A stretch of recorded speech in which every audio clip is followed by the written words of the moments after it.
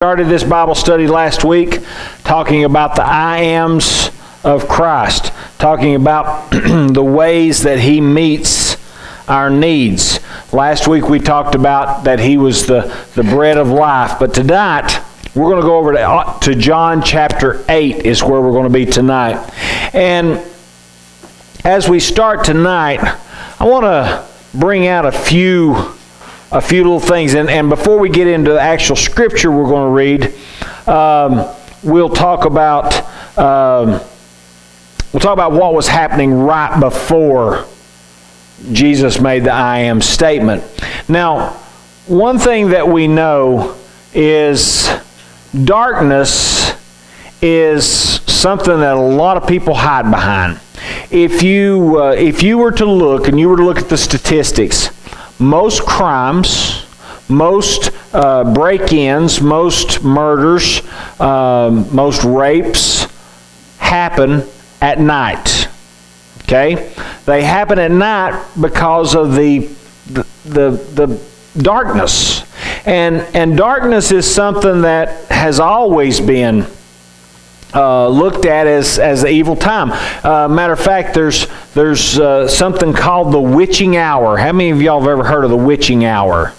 The witching hour is actually stipulated as being from midnight till 2 o'clock is what they call the witching hour. And I remember hearing about it several times while I was dealing with the youth ministry, warning youth and warning teenagers and stuff, go home. Don't be out late. Don't stay out late, because and we told our kids this. I didn't always listen, but nothing good happens after midnight. There's just nothing good unless you're working third shift. There's just not much good out there. And matter of fact, in the Bible it talks about the thief in the night. That's when people break in. Matter of fact, in the book of Exodus, when it talks about in the law, it says that if somebody breaks into your house during the day, you're not allowed to kill them. But if they break in, because you can see who it is. But if they break in at night, you're allowed to kill them. And there's so many different things. Now, actually, the witching hour, like I said, is called 12 to 2, but from 2 to 4. Now, this is from psychologists and these psychokinetic things. There are more ghostly or experiences that are reported between 2 and 4 than any other time. Okay, between 2 and 4.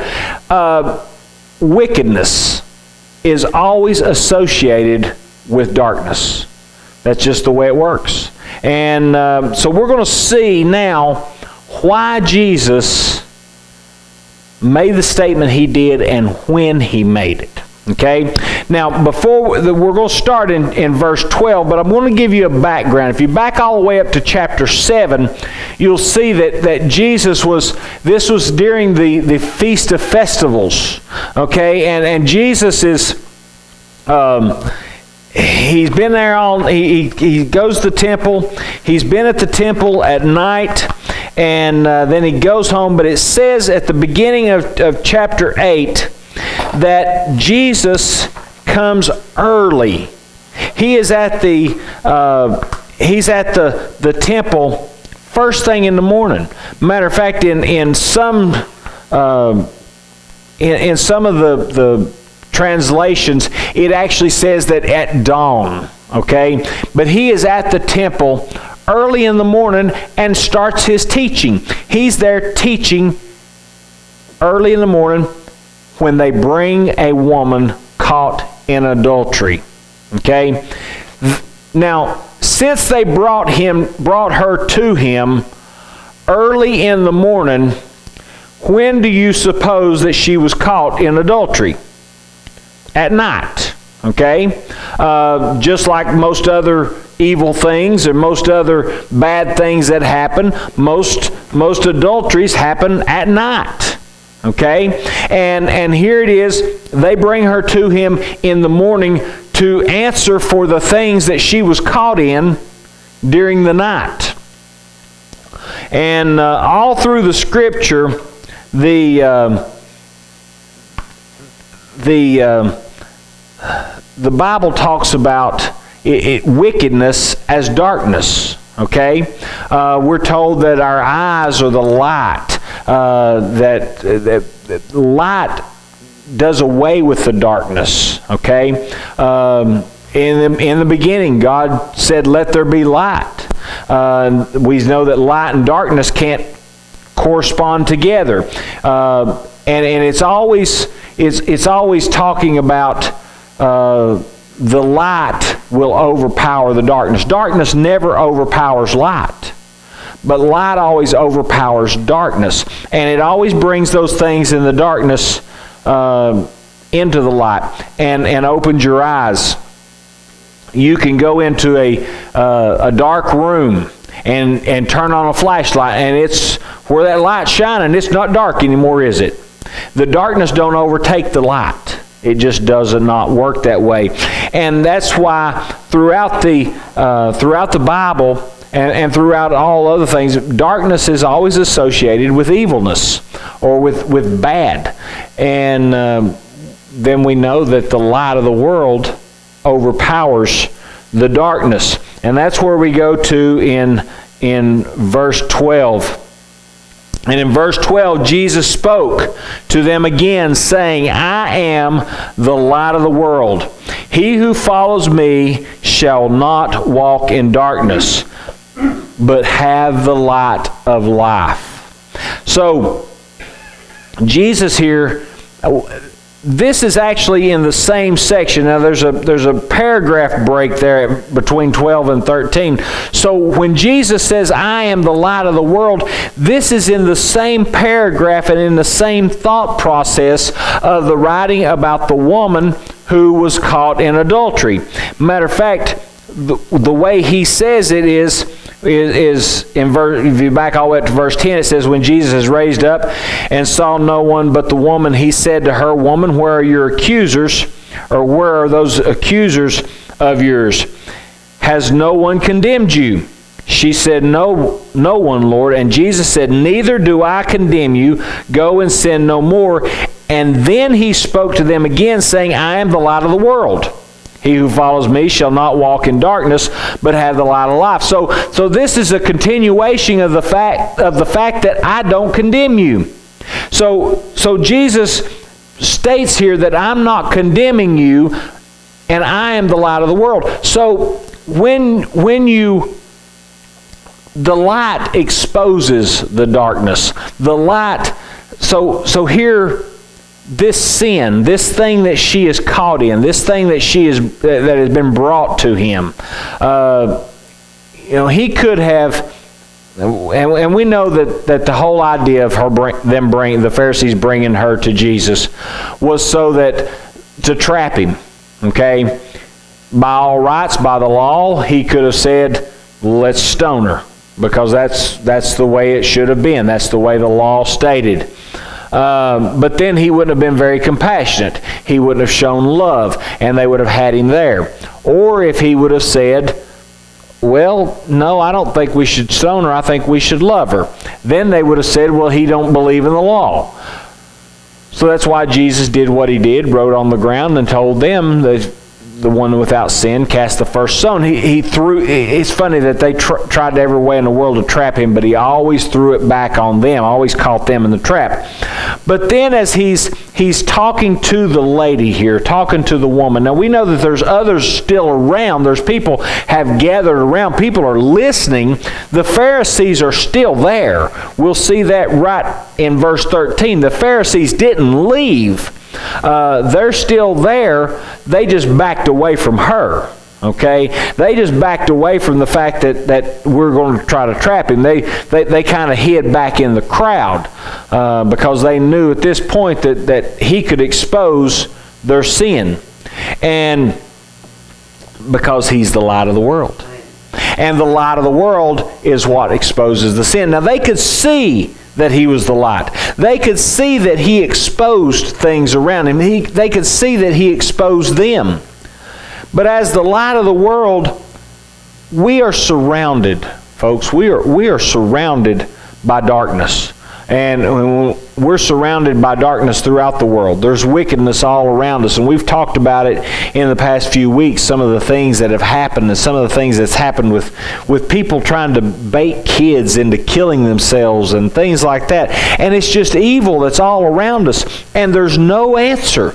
There is no answer found in the world, and I've heard all my life, you can't legislate morality. You can't make laws to fix it. You can't get police to fix it. There's nothing that's going to fix that darkness and that evil that's in the world around us.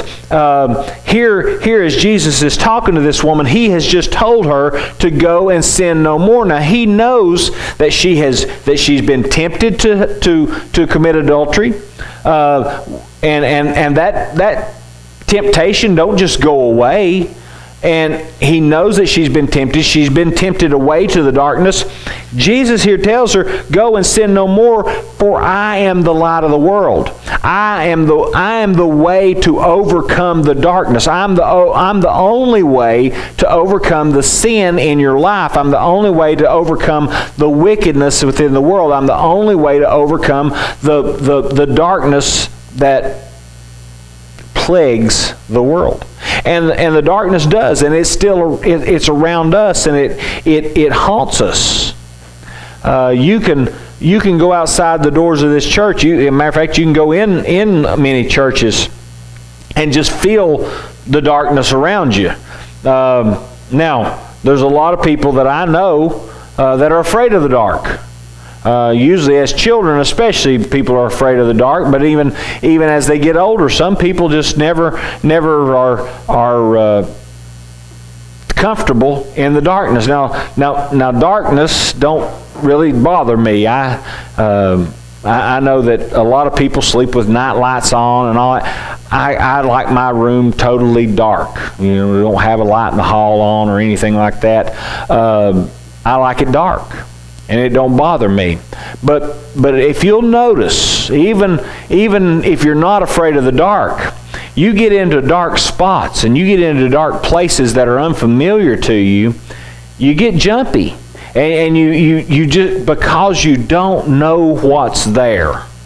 I remember one time we had horses at the time, and I was going up to the barn, and there was no lights. It was really, really dark outside, and I was walking up the barn. I was going to turn the light on once I got to the barn, but it didn't have anything going out to the barn, and I'm walking up through there, and it was so dark I didn't even see my horse standing there. And I walked right up on the horse, and I startled him, which startled me, and we both jumped. And because when you're in the darkness, you just don't know what's there, and you don't know what. I tell you, one of the worst things in the world, if you're walking along where it's really dark, and have a cat jump or something. I mean, they'll squall as they jump, and when they do, you don't know what's got you. And that's the way it is, because the darkness makes us jumpy. The darkness makes us aware, I guess, or timid. But see, when Jesus brings this up, we don't need to be afraid of the darkness. We don't need to be afraid of the wickedness and the evil that's in the world around us. We all will deal in some way in a spiritual warfare. We will all have to deal with some sort of wickedness in our life. We will deal with demons. We will deal with Satan, either personally or somebody in our family or somebody that we know. We will deal with it. We'll have evil come against us especially if we're doing the will of God. Evil will come against us. And Jesus tells us here, you may not understand it. You may be in a spot where you don't know what's going to happen next. That's the way it is when you're in the dark. You don't know what's going to happen. You don't know where things are. But yet Jesus will expose it. And that's why we have to turn to Him, and that's why the only way we can overcome the sins in our lives and the sins in the world and the sins, the evil around us, is by trusting in Jesus, who is the light of the world. And it says, if you follow me, you will not walk in darkness. Okay, he's like having a light right on you all the time. I mean, he's shining on you all the time, so you can see what's coming. He will expose things to you, and we will have the light of life. Now, also, when you go back, we see that He is the light of the world. But if you go over to Matthew chapter 5, in the Sermon on the Mount, what does He tell us there? He says, you are the light of the world. Right? So Jesus says, I am the light of the world here in John chapter 8, but in Matthew chapter 5, He says, you are the light of the world. So we as Christians are being told that we are the light of the world in one spot, but yet we're also told that Jesus is the light of the world in the other. How does that work? Well, how many of y'all love to see a full moon? Now, a lot of people are afraid of full moons. They say, now if you work in the hospital or an emergency room, they say that the full moon is crazy on full moon. I don't understand why, but it evidently is. I don't really like it when there's a full moon because it shines right in my bedroom window. And it usually hits me right about the eyes. But the thing is, full moon there are some days that it's almost as bright outside as it is during the day, sometimes when there's a full moon. But you know what? The moon does not give off light. The moon is made of rock and dirt. They've been up there. They've investigated it. They've brought back pieces of moon rock. There's nothing up there that gives off light. But what they do know is that the sun gives off a lot of light. The moon is reflective. And the sun, when at night the moon is on the back side of the earth, the sun shines on the moon, and the moon reflects that light back to the earth.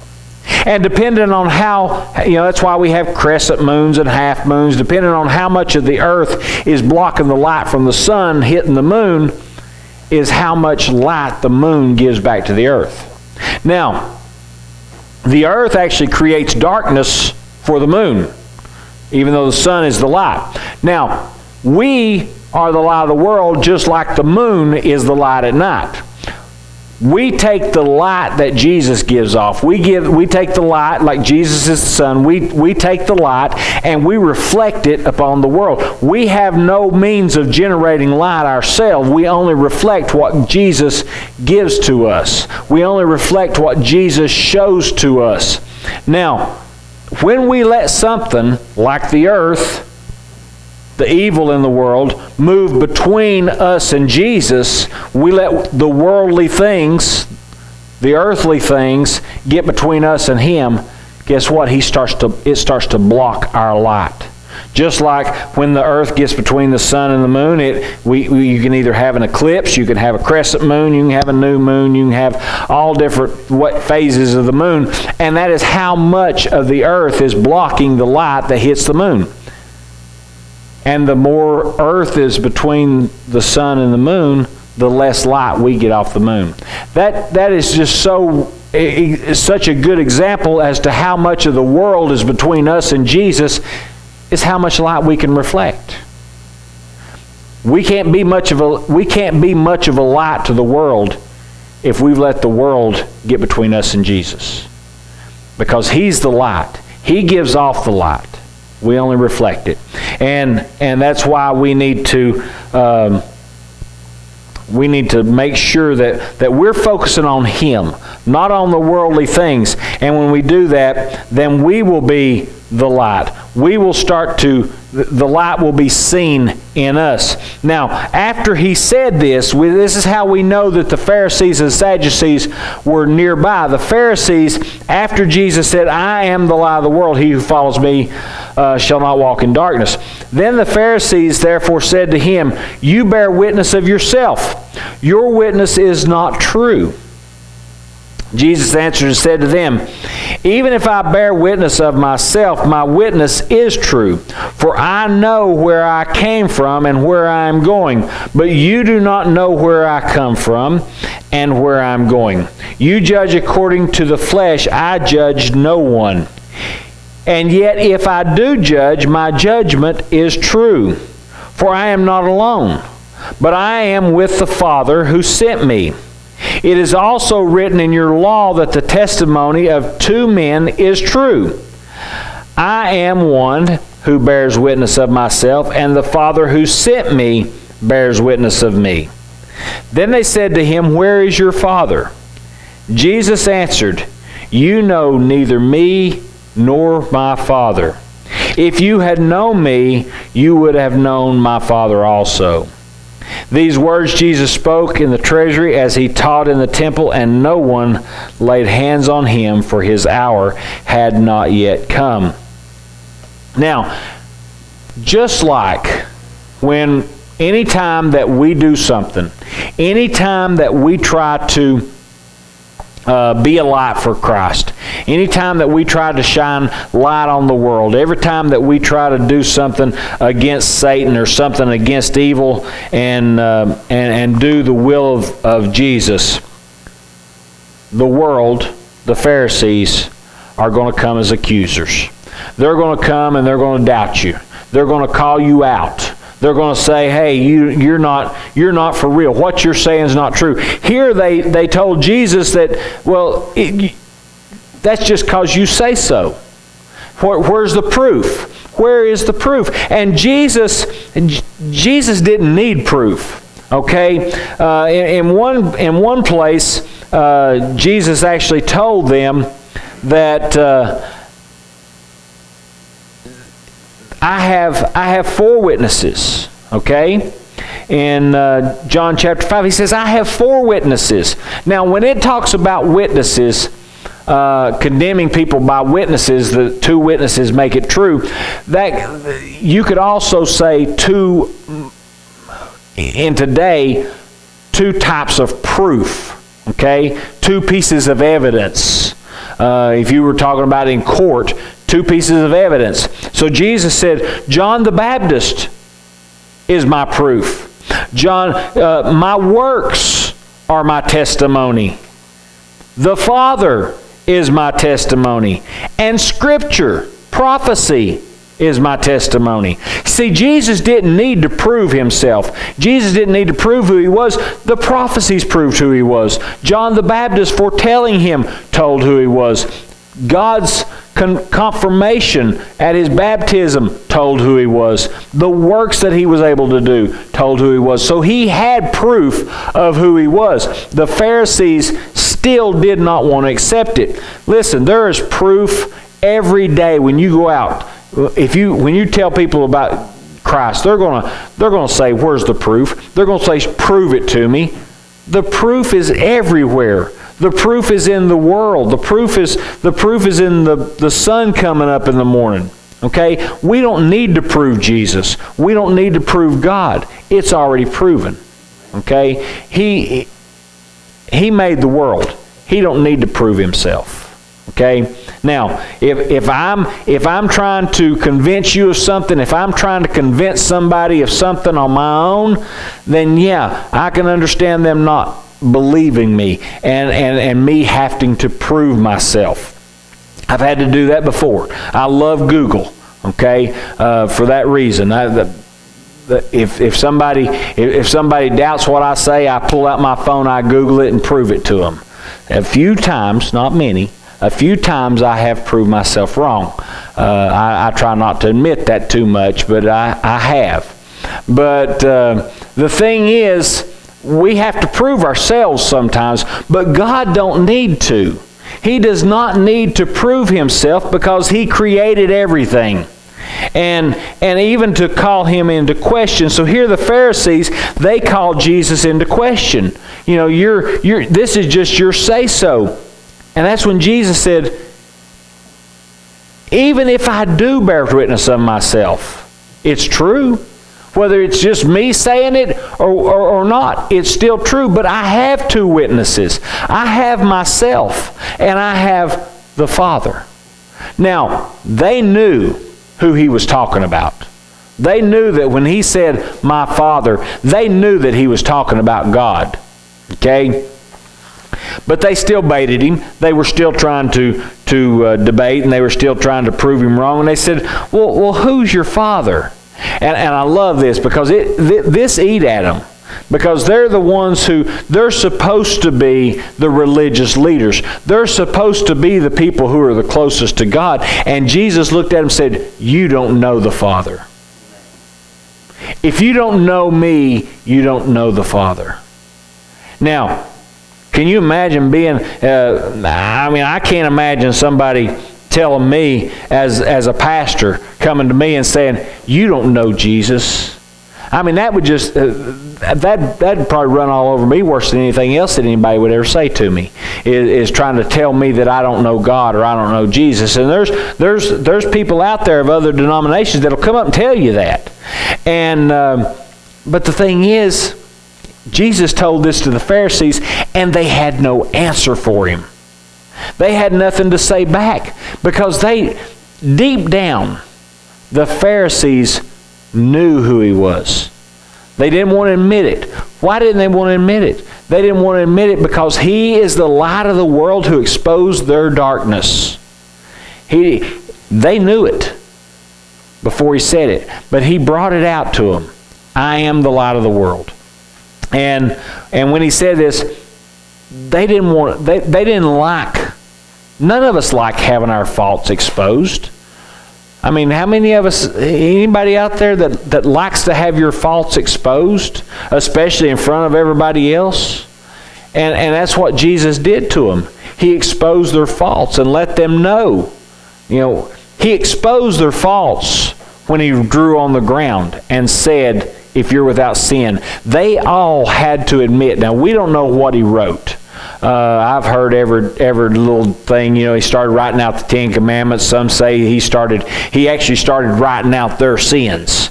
You know, who knows? Jesus knew them. He might have been putting their name and a list on it. He might have said, John, he done all this, and he's committed adultery and murder, and he done this and this and this, and Jacob, he's done this and this. He might have been doing it that way. I don't know. I don't know what he wrote, but we know that when he said, if you're without sin, cast the first stone, they all had to admit right then and there.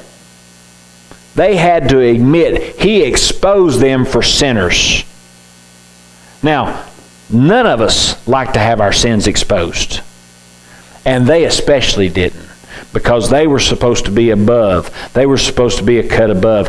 And he just exposed them. So they're angry with him. They were already angry with him and trying to entrap him. And then he turned it around on them. And their plan fell apart. Now they're really angry. So therefore they call him, like I said, they called him to question. They tried to say, well, you know, just because you say you're the light don't mean you are. And I think if I was Jesus, you know, couldn't you just laugh at this? Well, if I'm not the light, how did I just expose your darkness so easily? But that's what he did. Folks, we, as reflectors of Jesus, our methods should expose the darkness around us. Not in such a way that we try to point out people's faults, because that's not what Jesus did. I love what he said here. And this right after he told the lady, I do not condemn you. We know from John chapter 3, verse 17, that he didn't come to the world to condemn the world, but to save it. Now, he says here, I do not, you judge according to the flesh, but I judge no one. Jesus didn't come to judge people. Now, he will judge people, But his job while he was on the earth was not to be their judge. His job was, or his role was to expose, to show them how to, it was to expose the darkness around him and show them how to live. Not to judge them for the way they lived, but to show them how they can do better and show them how they should live. And that's what Jesus' role was. But then he said, and yet I do not judge, if I do judge, my judgment is true. When I call you out, which is what he just did to the Pharisees, I don't go around judging people, but when I do, I'm right. When I do call you out, my judgment is true. And there will be a time, at the end of time, when my judgment will be the rule. When I will judge, and it will be true. There's no getting around it. There's no calling me out. There's no saying that, well, that's just because you say so. Jesus didn't need to prove himself. Now, we do sometimes. We have to prove ourselves, and we prove ourselves by the way we live. Do we live in such a way that we reflect the light of God so that people know, so people don't question us? People won't call us out. People can't say, well, you're not really a Christian. You're not really speaking the truth. But if we live our life in such a way that we reflect Jesus' light, people know. People will know that we are Christians. They will know that we are who we say we are. And we should live our life in such a way that we are, that God is our witness. I've heard people say it all my life, as with God as my witness. Well, is he really your witness? He was Jesus' witness. Is God really your witness? Is there enough proof? Does God, would God say, yeah, that's my child. Yeah, he's doing my work. That's how, if we live in the light, God will be our witness. But if we don't live in the light and we don't reflect the light, then he's not our witness. And when people call us out, we have no answer. But we need to live in the light. And when we live in the light, yeah, we will expose people. We will expose evil around us. We will expose people's sins. And it's not a pleasant thing sometimes. They'll accuse you of judging them. You'll accuse you of everything else. And that's what they were doing with Jesus. But I don't judge. I'm not here to judge you. I'm here to expose that. I'm here to show you the light, that Jesus is the light. He will expose the sin in your life, not for me. All right? So he is the light of the world. And we need to live accordingly. Does anybody have anything else tonight?